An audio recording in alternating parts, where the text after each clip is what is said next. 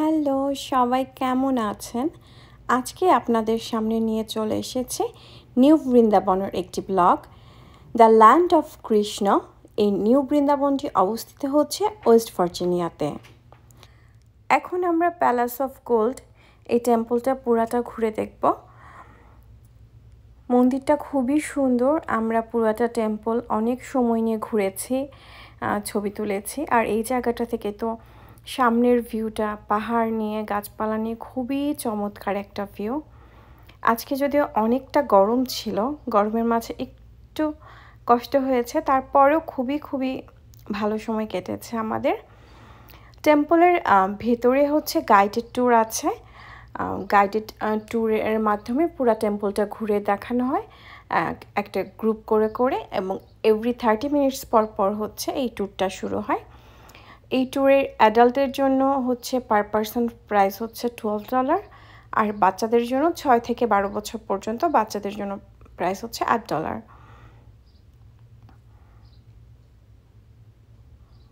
পুরাটা সময় আমরা খুবই এনজয় করেছি। খুবই সুন্দর একটা দিন কেটেছে আমাদের।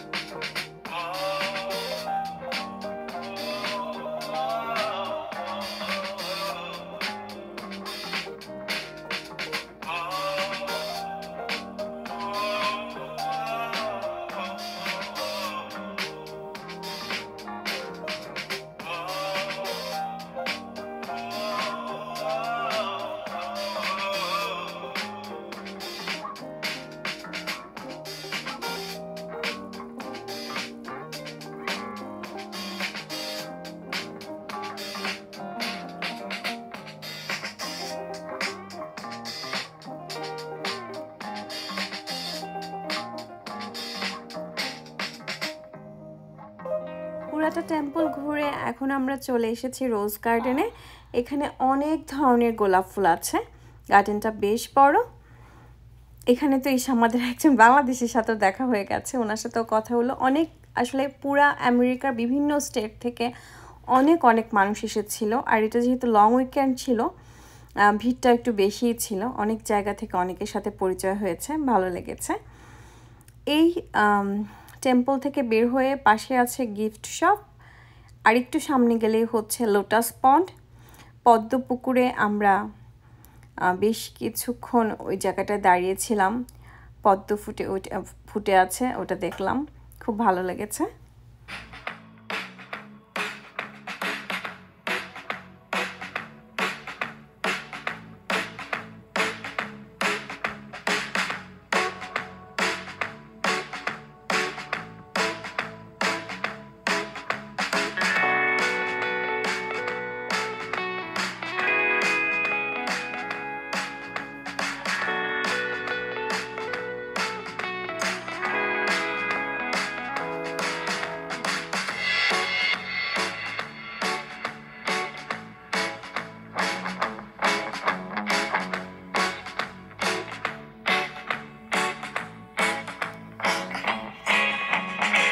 আমরা এখন চলে এসেছি এই লোটাস পন্ডের কাছে।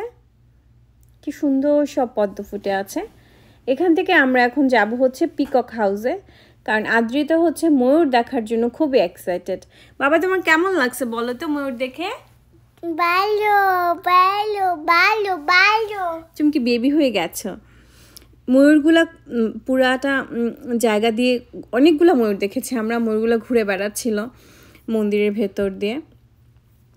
আসলে এই মন্দিরের ভেতরে থাকতে পারলে আমাদের খুব ভালো লাগতো। এখানে থাকার জন্য হচ্ছে প্যালাস লজ আছে, এছাড়াও বেশ কিছু কেবিন আছে, বাট এগুলো অনেক আগে বুকিং দিতে হয়।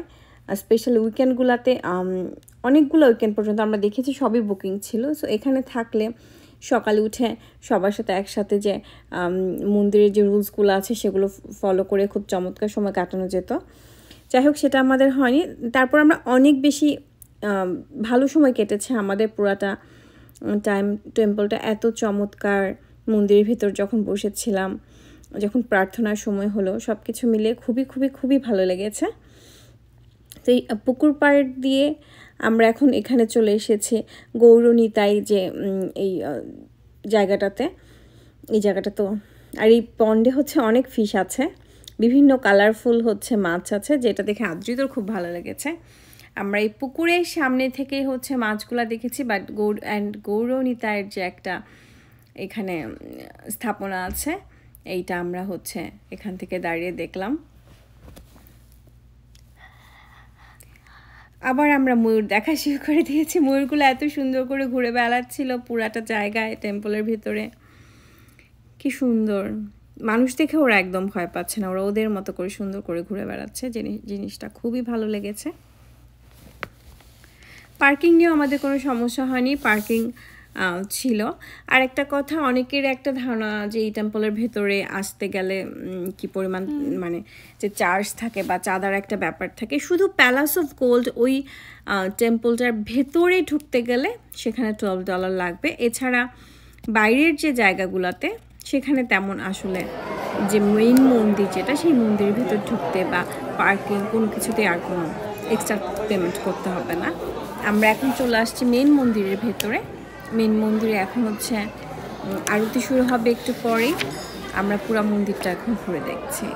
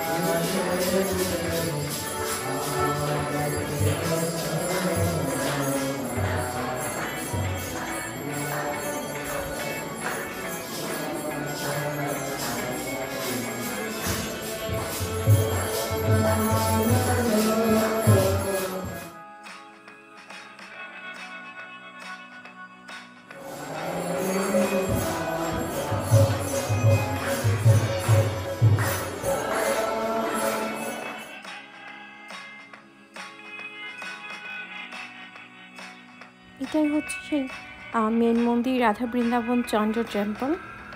আর এখানে প্রতিদিন দুপুরে প্রসাদটা ফ্রি থাকে সব ভক্তদের জন্য। আর রাতের যে খাবারটা, রাতের খাবারটা কিনে খেতে হয়। ওদের হচ্ছে ক্যান্টিন আছে, বাইরে হচ্ছে খাবারের বেশ কিছু হচ্ছে। বেশ অনেকক্ষণ মন্দিরে থাকার পর আমরা এখন বের হয়ে যাচ্ছি। আর এখন আমরা এসেছি যে গিফট শপে। গিফট শপে অনেক কিছু আছে, অনেক ঠাকুর দেবতার মূর্তি আছে সুন্দর কারুকাজ করা। সো সব গিফট শপ থেকে ঘুরে কিছু কেনাকাটা করে আমরা এখন খাওয়া দাওয়া করব। এখানে খুব চমৎকার দোসা ছিল, ছবি উঠাতে ভুলে গেছে। আমরা দোসা সাম্বার সব কিছু খেয়ে এখন বাসার উদ্দেশ্যে না, আমাদের হচ্ছে আমরা যে এয়ারবিএনবিতে আছি সেখানে চলে যাচ্ছি। বাই।